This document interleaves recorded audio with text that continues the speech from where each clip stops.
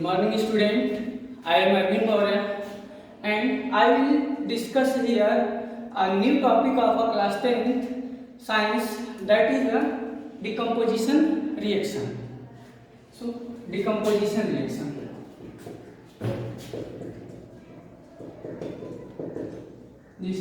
Reaction.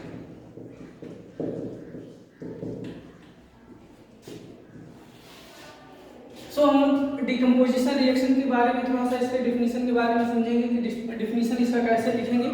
ठीक है, तो मेनली हम लोग जानते हैं कि कोई भी सब्सटेंस है यदि वो डिकम्पोज करा, डिकम्पोज का मतलब होता है ब्रेक डाउन होना। ब्रेक डाउन यानी कि कोई भी सब्सटेंस यदि ब्रेक डाउन होता है तो उस सब्सटेंस से हम लोग 2 or more than 2 कंपाउंड का फॉर्मेशन करते हैं। सो इस रिएक्शन में भी कुछ ऐसा टर्म होंगे जिस पर जो है हम लोग कोई भी इनिशियल हीट या टेम्परेचर को अप्लाई करेंगे जिससे कि वो डिकम्पोज हो जाएगा और डिकम्पोज होकर 2 or more than 2 कंपाउंड का फॉर्मेशन करेगा। सपोज करिए कि हमारे पास कोई एक सब्सटेंस है A, उसको हम लोग हीट सप्लाई करते हैं। ठीक है, सब्सटेंस A है, इसको हम लोग हीट सप्लाई करते हैं सब्सटेंस पे, तो ये A B+C का फॉर्मेशन करता है, B+C का फॉर्मेशन करता है।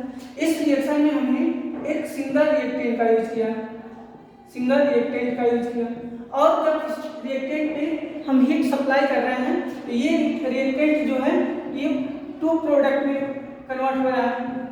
ठीक है, तो ये हमारा हुआ डिकम्पोजिशन रिएक्शन। अब बात आती है कि डिकम्पोजिशन रिएक्शन को हम लोग डिफाइन कैसे करेंगे। ठीक है, डिकम्पोजिशन रिएक्शन को एक सुटेबल डिफिनीशन होना चाहिए, क्योंकि एग्जाम में कई बार जो है डिफिनीशन ही पूछा जाता है कि what is the definition of decomposition reaction. तो चलिए हम लोग बढ़ते हैं डिकम्पोजिशन रिएक्शन के डिफिनीशन की तरफ। तो सबसे पहली बात आती है कि डिकम्पोजिशन रिएक्शन को हम लोग इसको एक वर्ड में हमने तो जान लिया कि यहाँ पे रिएक्टेंट है और रिएक्टेंट को जब हीट सप्लाई करते हैं तो प्रोडक्ट का फॉर्मेशन होता है, लेकिन इस चीज को एक सेंटेंस के रूप में अगर लिख देंगे, ठीक है, इस इक्वेशन को हम सेंटेंस के रूप में अगर हम लोग राइट कर देते हैं तो हमारा डिफिनीशन हो जाएगा। तो चलिए इसको लिखा जाए।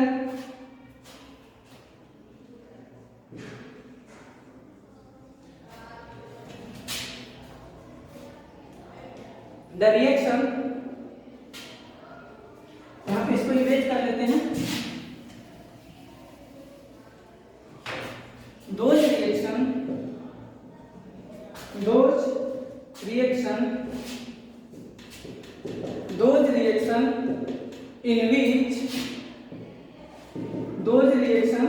in which a substance, a compound or substance, those reaction in which a compound or substance split up into 2 or more simpler substance 2 or more simpler substance is known as decomposition reaction.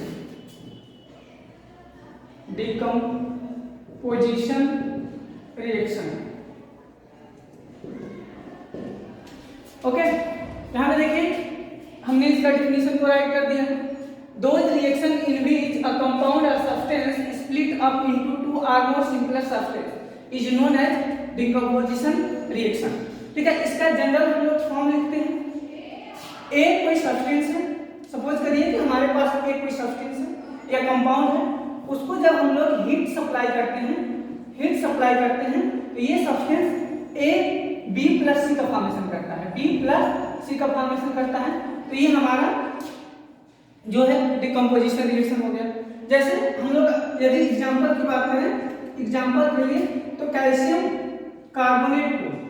Carbonate को जब heat किया जाता है तो calcium carbonate जो है calcium oxide और carbon dioxide में ब्रेक होता है। ठीक है, ये जो है हमारा क्या हो गया, एक डिकम्पोजिशन रिएक्शन होगा।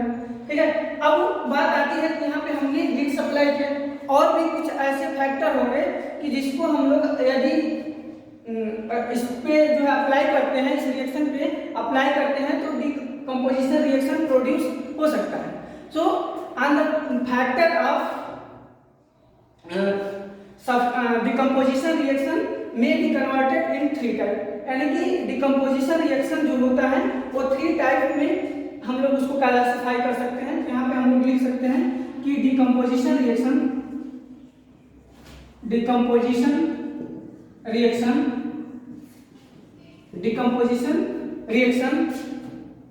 Classified in 3 type. ठीक है, first number thermal decomposition reaction.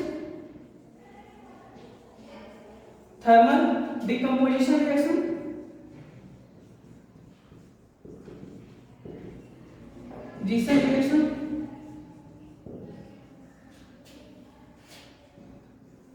Second number है electrolysis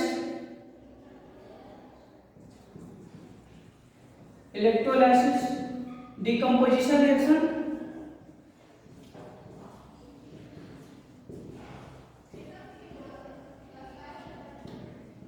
electrolysis decomposition reaction.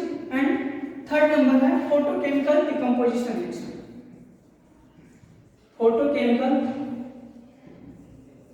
Chemical decomposition reaction.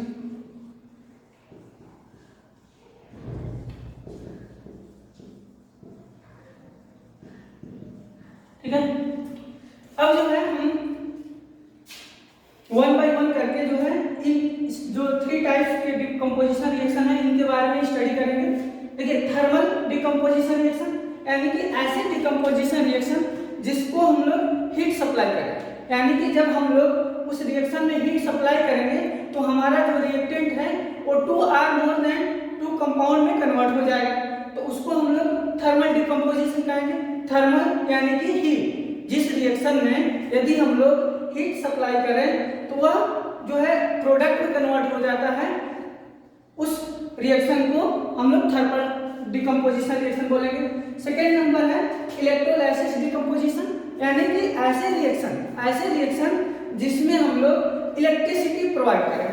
यदि किसी रिएक्शन में यदि हम लोग इलेक्ट्रिसिटी प्रोवाइड करते हैं तो वह रिएक्शन के जो रिएक्टेंट हैं वह 2 or more than 2 कंपाउंड में जो है ब्रेकआउट हो जाएगा, तो उसको हम लोग इलेक्ट्रोलाइसिस डिकम्पोजिशन बोलेंगे। और थर्ड नंबर है फोटोकेमिकल डिकम्पोजिशन, यानी कि फोटोकेमिकल डिकम्पोजिशन में हम लोग लाइट एनर्जी प्रोड्यूस करते हैं।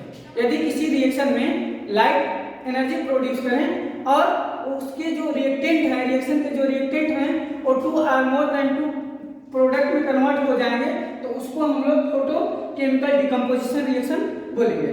ठीक है, चलिए अब हम लोग क्या करते हैं, इसको नोट आउट कर लीजिए और 1 by 1 करके इसको हम लोग स्टडी करते हैं।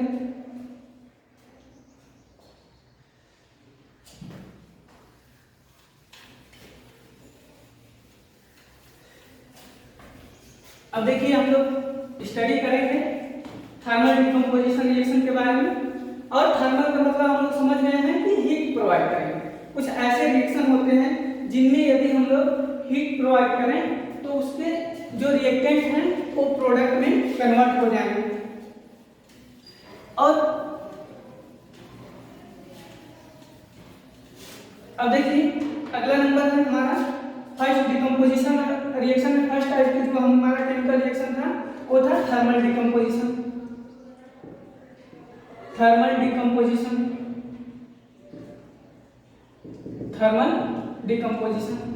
ठीक है, थर्मल डिकम्पोजिशन। अब इसको हम लोग डेफिनेशन के थ्रू वाले को देखते हैं कि इसका डेफिनेशन क्या होगा। ठीक है, तो थर्मल डिकम्पोजिशन, थर्मल का मतलब क्या होता है, हीट सप्लाई करना। ठीक है, डोज डिकम्पोजिशन रिएक्शन, डोज इसको कह सकते हैं dose decomposition reaction which is carried out, which is carried out by heat, are carried out by heat is known as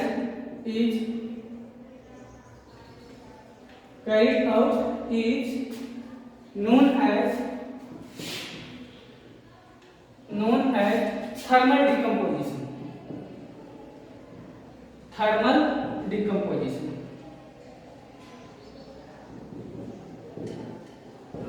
ठीक है, देख लीजिए क्या रहा है सब।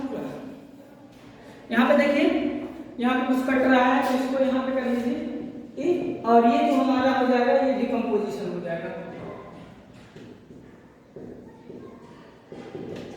डिकम्पोजिशन। अब देखिए, those decomposition reaction which is carried out by heat is known as decomposition reaction which is carried out by heat. ठीक है, यानी कि हम लोग थर्मल डिकम्पोजिशन में क्या करेंगे, हीट सप्लाई करेंगे। एग्जांपल देख लीजिए, when calcium carbonate is heated, when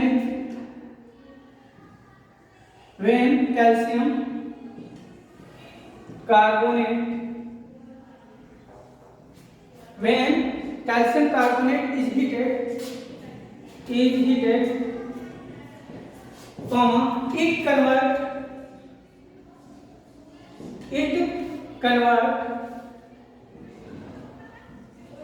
it convert into calcium oxide and carbon dioxide। ठीक है, अब ये हमारा रिएक्शन है, कह रहा है कि when calcium carbonate is heated, यहाँ पे हीटेड का यूज किया गया है, यानी कि थर्मल डिकम्पोजिशन है। देख लीजिए, इसको हम लोग कैसे लिखेंगे, कैल्शियम कार्बोनेट है CaCO3, इसको हीट कर रहे हैं। ठीक, हीट कर रहे हैं तो हमारा क्या बन जा रहा है, यहाँ पे कैल्शियम, ये जो साइन है वो हीट का साइन है, यानी कि इस साइन से हम लोग ये आइडेंटिफाई कर सकते हैं कि यहाँ पे इस रिएक्शन में जो है हीट सप्लाई किया गया है। अब देखिए, यहाँ पे कैल्शियम ऑक्साइड हुआ और कार्बन डाइऑक्साइड। अब इसको स्टेट के फॉर्म में लिखते हैं। स्टेट यानी कि ये सॉलिड स्टेट में होता है, और कैल्शियम ऑक्साइड भी सॉलिड स्टेट में होता है, और कार्बन डाइऑक्साइड गैसियस स्टेट में होता है। ठीक है, अब देखिए, इस रिएक्शन से कोई जरूरी नहीं कि यही रिएक्शन जो है हमारा एग्जाम में जो है डायरेक्टली पूछा जा सकता है। अब इस रिएक्शन से हम लोग किसी भी मेटल कार्बोनेट को जब हीट करेंगे तो मेटल ऑक्साइड का फॉर्मेशन होगा और कार्बन डाइऑक्साइड रिमूव होगा। जैसे देख लीजिए, यदि हम बात करते हैं सेकंड एग्जांपल की, मैग्नीशियम कार्बोनेट को जब हम लोग हीट करते हैं, तो हमारा क्या है, मैग्नीशियम ऑक्साइड का फॉर्मेशन होगा और कार्बन डाइऑक्साइड रिमूव हो रहा है। ठीक है, तो ये दोनों रिएक्शन से हमको एक कॉमन सा जनरल इक्वेशन को फाइंड आउट कर सकते हैं। कैसे फाइंड आउट करेंगे, यहाँ पे देखिए, जब मेटल कार्बोनेट, यहाँ पे देखिए, मेटल कार्बोनेट को हीट करते हैं, जब मेटल कार्बोनेट को हम लोग हीट करते हैं तो मेटल ऑक्साइड का फॉर्मेशन होता है, metal oxide plus carbon dioxide,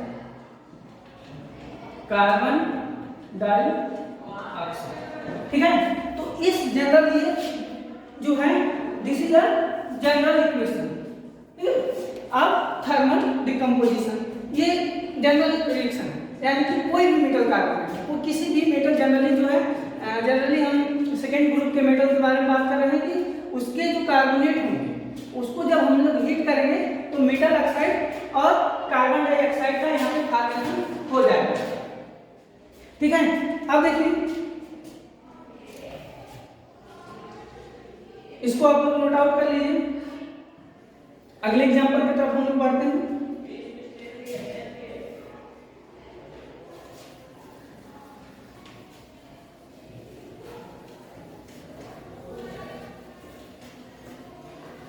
अब बात आती है कि हम लोग दूसरे कंपाउंड के बारे में देखते हैं कि क्या और भी कुछ कंपाउंड हैं जो डिकम्पोजिशन रिएक्शन प्रोड्यूस कर सकते हैं। हम लोग बात करते हैं कैल्शियम क्लोराइड की, यानी कि हम लोग पोटेशियम या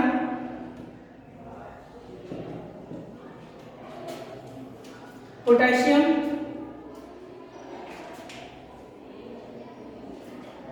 क्लोराइड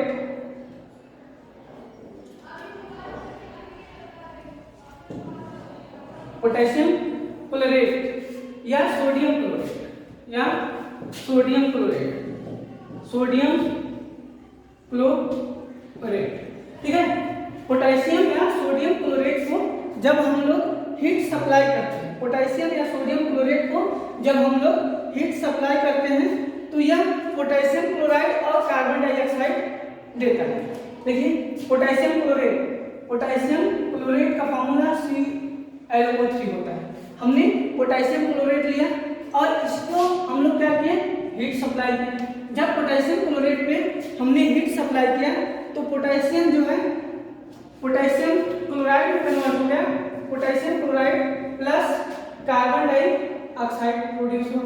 अब देखिए ये अनबैलेंस केमिकल इक्वेशन है, अब इसको हम लोग बैलेंस कर सकते हैं।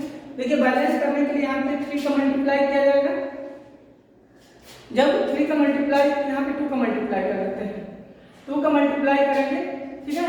तो यहाँ पे जो है 2 3 या 6, यानी कि यहाँ पे 3 हो जाएगा, 3 और यहाँ पे 3 कर सकते हैं। पोटेशियम क्लोराइड सॉरी पोटेशियम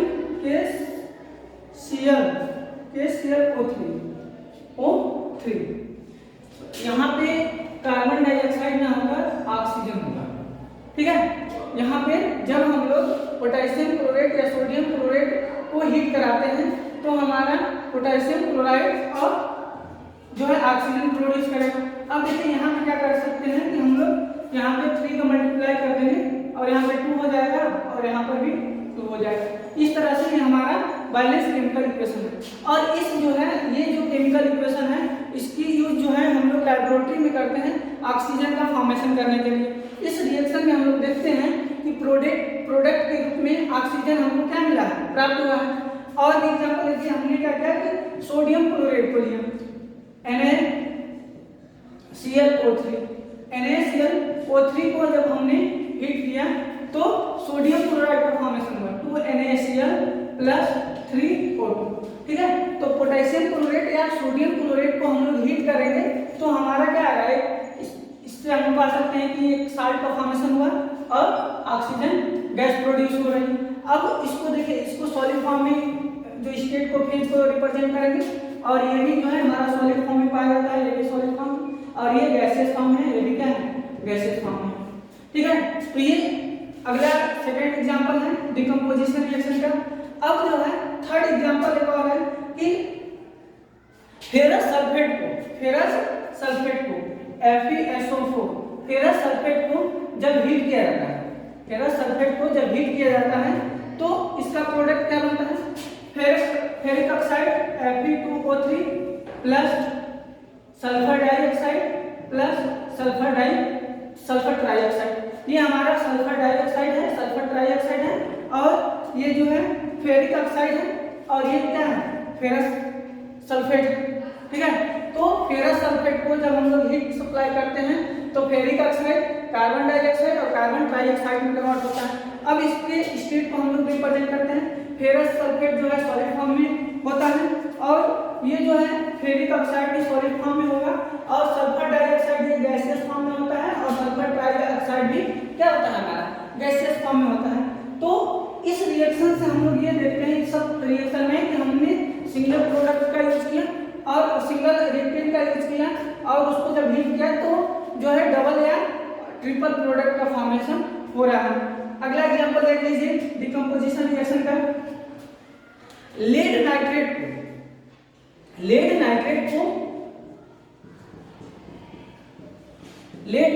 को जब हीट करते हैं, लेड नाइट्रेट को कई बार एग्जाम में ये आया हुआ है, इंपॉर्टेंट कर रही है सीबीएसई बोर्ड कई बार इसको पूछ चुका है कि what happen when a lead nitrate are heated, ठीक है।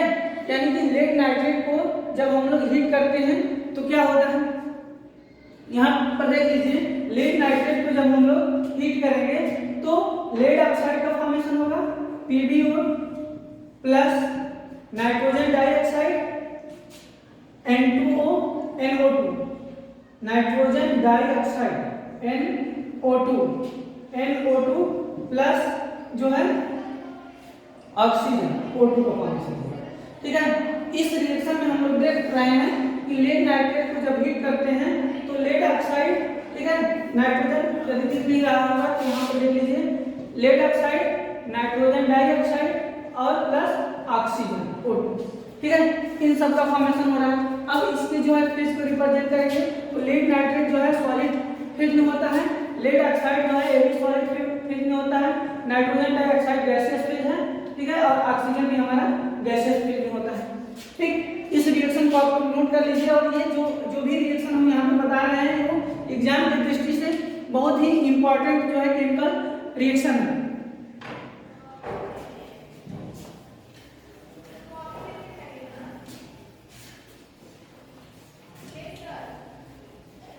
अब देखिए यहाँ पे हम लोग क्या करते हैं कि और भी कुछ मेटल नाइट्रेट का एग्जांपल ले सकते हैं। जैसे हमने क्या किया कि कैल्शियम नाइट्रेट को लेते हैं, कैल्शियम नाइट्रेट को लिए, या हम लोग कॉपर नाइट्रेट को लेते हैं, कॉपर नाइट्रेट, ठीक है। कॉपर नाइट्रेट को जो है हमने हीट कराया, यहाँ पे कॉपर नाइट्रेट को हीट कराया, तो यहाँ पर हमको देखने के लिए यह मिल रहा है कि जब कॉपर नाइट्रेट को हीट कराया जा रहा है तो कॉपर ऑक्साइड का फॉर्मेशन हो रहा है, नाइट्रोजन डाइऑक्साइड का फॉर्मेशन हो रहा है और ऑक्सीजन का फॉर्मेशन हो रहा है, ठीक है। इस तरह से अब इस रिएक्शन को हम लोग बैलेंस भी कर सकते हैं, ठीक है। इसको बैलेंस करने के लिए कुछ बेसिकली करना नहीं है, बस केवल थोड़ा सा उसमें चेंजेस कर दीजिएगा, वो बैलेंस हो जाएगा। अब देखिए बात आती है कि ये जो रिएक्शन है, ठीक है, अब इसका जनरल रूल क्या होगा कि कोई भी हम लोग यहाँ पे ये भी लेड नाइट्रेट के साथ और कॉपर नाइट्रेट को जब हमने हीट कराया तो वहाँ पर ये देखें कि ये जो नाइट्रेट है यानी कि मेटल, ये भी मेटल का यूज किए हमने, यहाँ पर भी मेटल का यूज किए और दोनों मेटल का हमने यूज किया, तो ये देखा यहाँ पे जो है कॉपर यानी कि मेटल ऑक्साइड का फॉर्मेशन हो रहा है, नाइट्रोजन डाइऑक्साइड का फॉर्मेशन हो रहा है और ऑक्सीजन गैस प्रोड्यूस हो रही है। अब इसका हम लोग एक ट्रिक के रूप में हम लोग यूज कर सकते हैं कि जब हम लोग क्या करते हैं, मेटल नाइट्रेट को हीट कराते हैं, यानी कि मेटल नाइट्रेट को जब हीट कराया जाता है, मेटल नाइट्रेट को जब हीट कराया जाता है तो मेटल ऑक्साइड,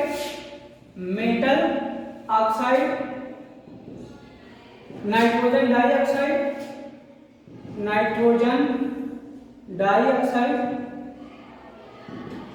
प्लस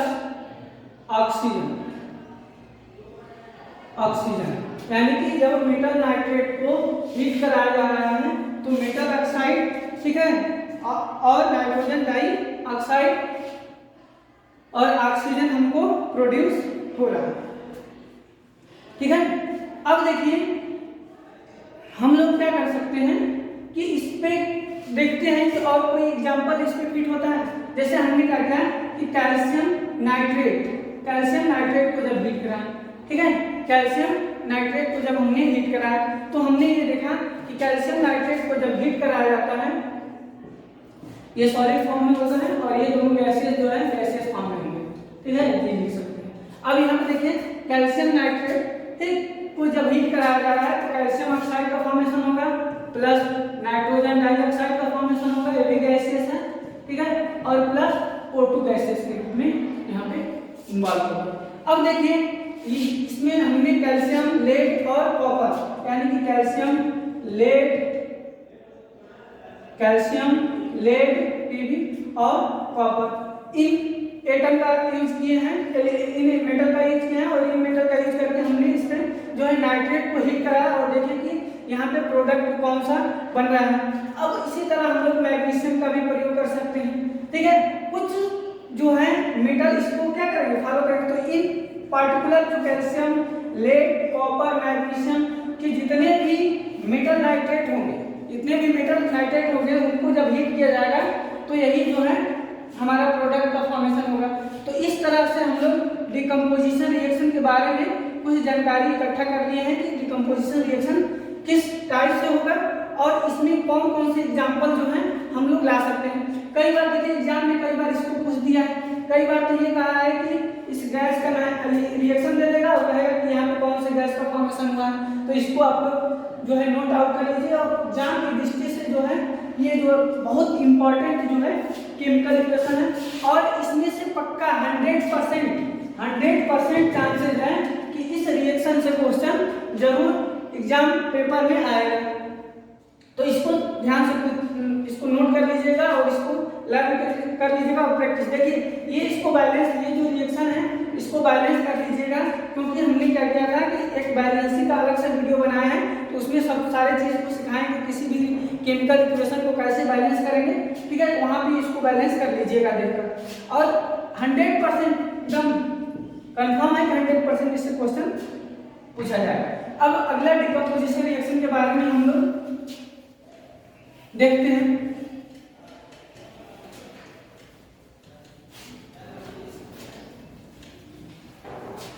अब अगला हमारा आता है electrolysis decomposition reaction. Electrolysis decomposition reaction यानी कि ऐसे डिकम्पोजिशन रिएक्शन जिसमें हम लोग इलेक्ट्रिसिटी सप्लाई करते हैं, ठीक है। ऐसे केमिकल रिएक्शन डिकम्पोजिशन रिएक्शन जिसमें हम लोग इलेक्ट्रिसिटी अप्लाई करेंगे और जब इलेक्ट्रिसिटी अप्लाई करेंगे तो उसके जो कंपाउंड है वो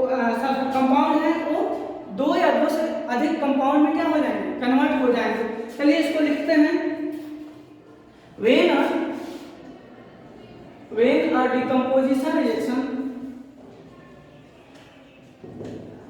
a decomposition reaction carry out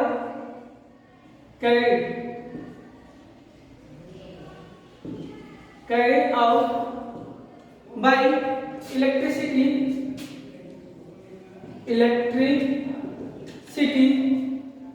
when a decomposition reaction carried out by electricity then reactant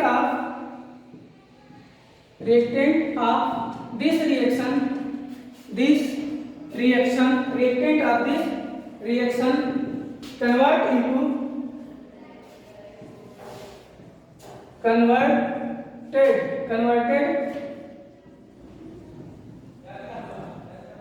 converted into 2 are more than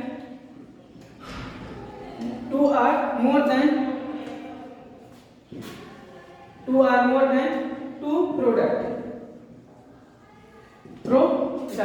This reaction is known as decomposition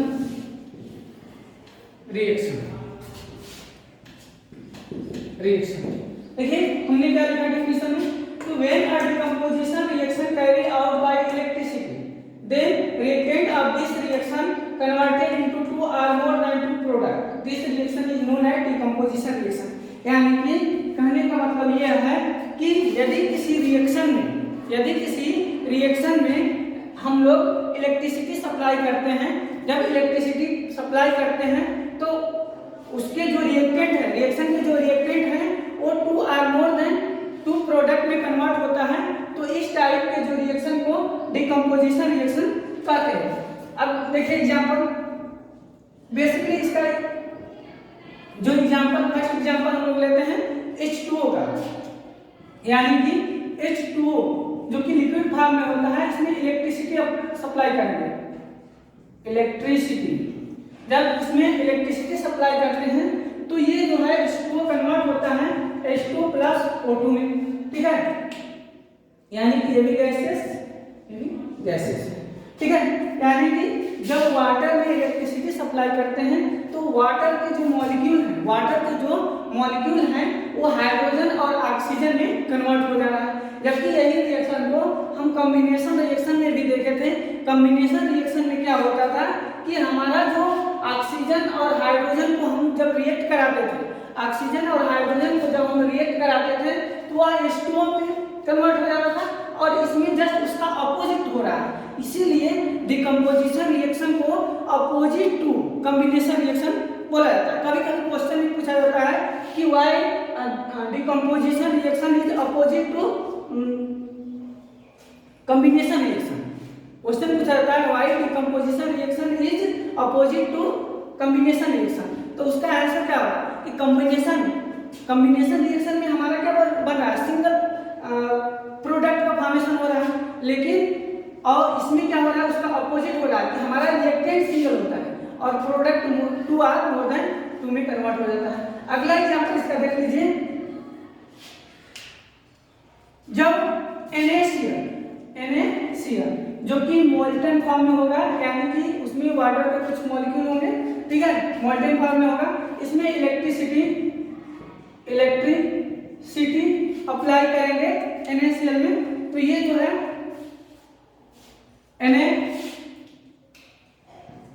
Na plus Cl 2 में convert हो जाता है। ये gaseous है, ये solid है, ठीक है। अब इस रिएक्शन को बैलेंस कर लीजिए, यहाँ पे 2 का मल्टीप्लाई कर देंगे तो बैलेंस हो जाएगा, और यहाँ पे भी 2 का मल्टीप्लाई करेंगे, यहाँ पर भी, तो ये क्या हो जाएगा, हमारा बैलेंस हो जाएगा। अब देखिए हमने क्या किया कि मोल्टेन फॉर्म में जो है NaCl, ठीक है, इसको टेबल साल्ट भी बोला जाता है, टेबल साल्ट या कॉमन साल्ट, और कॉमन साल्ट भी बोला जाता है। इसको और क्या बोला जाता है, कॉमन साल्ट, ठीक है।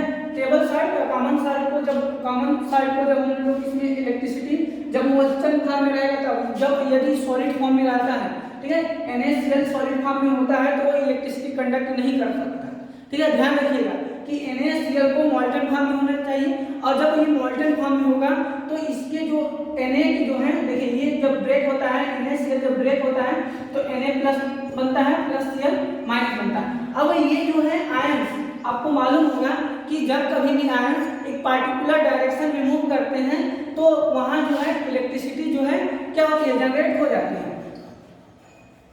अब देखिए अगला एग्जांपल हम लोग ले सकते हैं, और example aluminium oxide Al2O3। Aluminium oxide में जब इलेक्ट्रोलिसिस कराया जाता है, इलेक्ट्रोलिसिस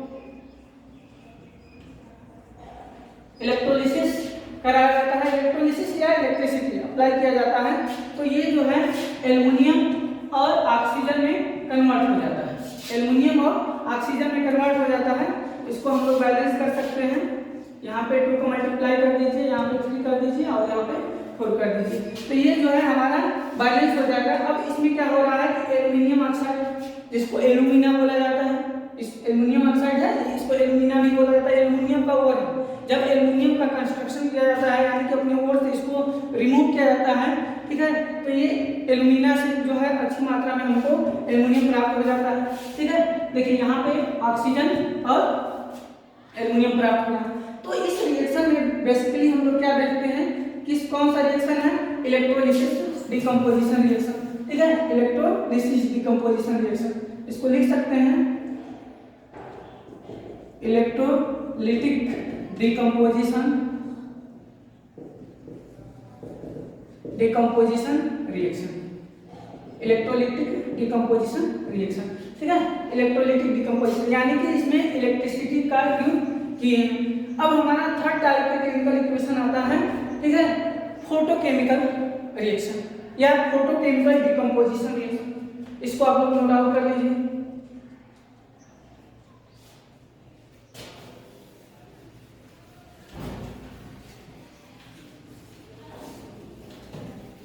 फोटोकेमिकल, अब देखिए फोटोकेमिकल यानी कि फोटॉन से कुछ रिलेटेड है, और फोटॉन का मतलब होता है इलेक्ट्रिसिटी। फोटॉन का मतलब क्या होता है, फोटॉन का मतलब होता है लाइट, यानी कि जो लाइट होता है वो फोटॉन के रूप में ट्रेवल करता है। हम लोग आगे चलते नेक्स्ट क्लास में हम लोग पढ़ेंगे फोटॉन के बारे में, फोटॉन होता क्या है। अब चलिए हम लोग अपने टॉपिक पे चलते हैं, photo chemical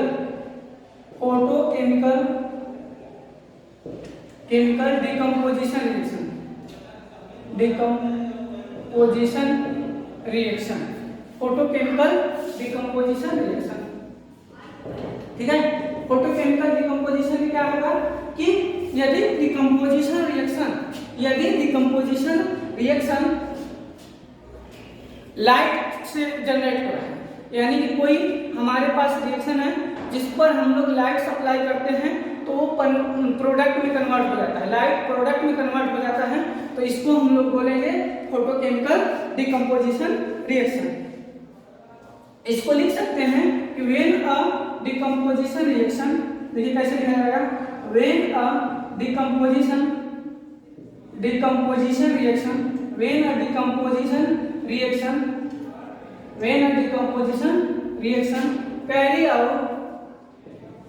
carried out by photon or light energy। देखिए फोटॉन का यूज हमने किया है, फोटॉन लाइट एनर्जी को फोटॉन कह सकते हैं। आपको मालूम होगा किसी रिएक्शन में यूवी दे दिया जाता है, ठीक है, या यहाँ पर HNU का भी यूज किया जा सकता है, तो ये सब फोटॉन को रिप्रेजेंट करते हैं। ठीक है, तो when a decomposition reaction carried out by photon या light energy, then the reactant of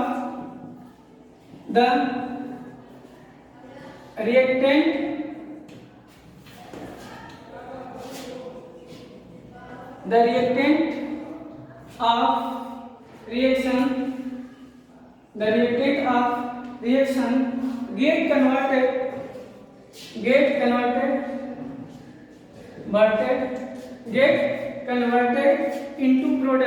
get converted into product, then product this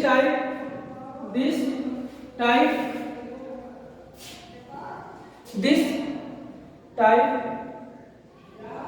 of reaction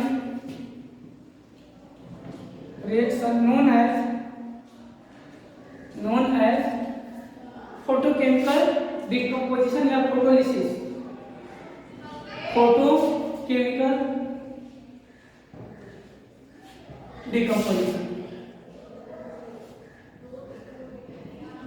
अब देखिए हमने क्या लिखा, when a decomposition reaction carried out by photon or light energy, इसको UV या HNU से भी रिप्रेजेंट किया जाता है, then the reactant of reaction get converted into product, this type of reaction is known as photochemical decomposition reaction।